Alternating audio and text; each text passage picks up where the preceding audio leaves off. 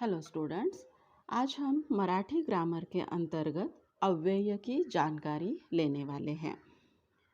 अव्यय के 4 प्रकार हैं। उसमें से पहला प्रकार है क्रिया विशेषण अव्यय। वाक्य में जो क्रिया है उसके बारे में अधिक जानकारी देने वाला शब्द क्रिया विशेषण अव्यय होता है। पहले हमने विशेषण भी देखा था, वो संज्ञा और सर्वनाम के बारे में ज़्यादा की जानकारी देता है। क्रिया विशेषण अव्यय क्रिया के बारे में यानी क्रियापद के बारे में ज़्यादा की जानकारी देता है। स्थलवाचक, कालवाचक, रीतिवाचक और परिमाणवाचक क्रिया विशेषण, इस प्रकार क्रिया विशेषण के 4 प्रकार है।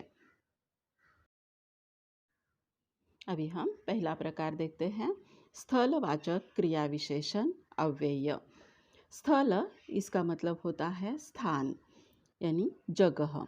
इसके बारे में ये शब्द ज़्यादा की जानकारी देता है। क्रिया कहाँ हो रही है ये बताता है। एग्जाम्पल्स है इथे, तिथे, मागे या सर्वत्र। वाक्य देखिए, तुम्ही इथे बसून अभ्यास करा। इथे यानी स्थान बताया है, इसलिए ये क्रिया विशेषण अव्यय है। सेकंड है कालवाचक क्रिया विशेषण अव्यय। इसके एग्जाम्पल्स है आधी, सध्या, हल्ली। वाक्य देखिए, तो कधी आला मला माहीत नाही।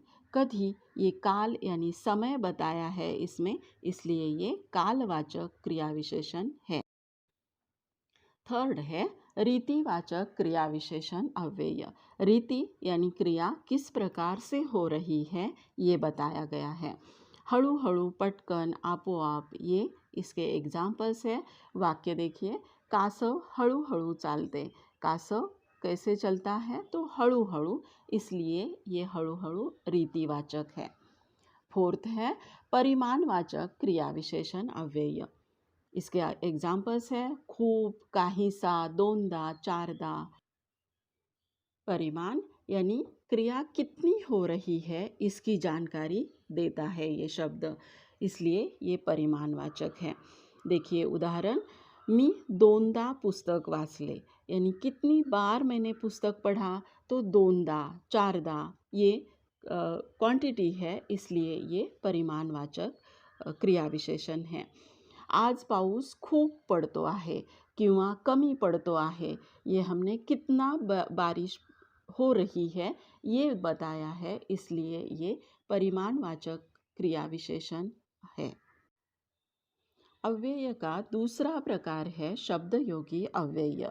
शब्दयोगी अव्यय शब्द को जोड़कर आते हैं और वो वाक्य के अन्य शब्दों से उसका संबंध बताते हैं। वर, खाली, बाहेर, जवळ, इस प्रकार से ये शब्द हैं, लेकिन ये शब्द के साथ जोड़कर आते हैं। शाळेबाहेर, घराजवळ, घरासमोर, इस प्रकार से। उदाहरण देखिए, सर्व पक्षी घरट्या बाहेर उडाले। बाहेर ये शब्दयोगी अव्यय है। माझ्या घराजवळ शाळा आहे। जवळ, घरा, जवळ ये जोड़कर आया है, इसलिए ये शब्दयोगी अव्यय है। अव्यय का तीसरा प्रकार है उभयान्वयी अव्यय। इसके एग्जाम्पल्स है आणि, पण, किंवा, म्हणून। उभय का मतलब होता है दो और अव्यय का मतलब होता है संबंध। तो दो शब्द या दो वाक्य जोड़ने वाला शब्द जो होता है वो उभयान्वयी अव्यय होता है। वाक्य देखेंगे, शाळेला सुट्टी लागली म्हणून मुले आनंदून गेली। शाळेला सुट्टी लागली और मुले आनंदून गेली, इन दो वाक्यों को म्हणून ये शब्द से जोड़ा है, इसलिए ये उभयान्वयी अव्यय है। राहुल आणि प्रकाश हे दोघे भाऊ आहेत। अभी राहुल और प्रकाश ये दो शब्द हैं, इनको आनी ने जोड़ा है, आनी इस शब्द ने जोड़ा है, ये उभयान्वयी अव्यय है। अव्यय का चौथा प्रकार है केवल प्रयोगी अव्यय। मन में आने वाले विचार या भावनाएं जिस शब्द से हम व्यक्त करते हैं, अचानक व्यक्त करते हैं, उसे केवल प्रयोगी अव्यय कहते हैं। एग्जाम्पल्स देखिए, बाप रे, अरे रे, शाबाश, इस प्रकार के शब्द।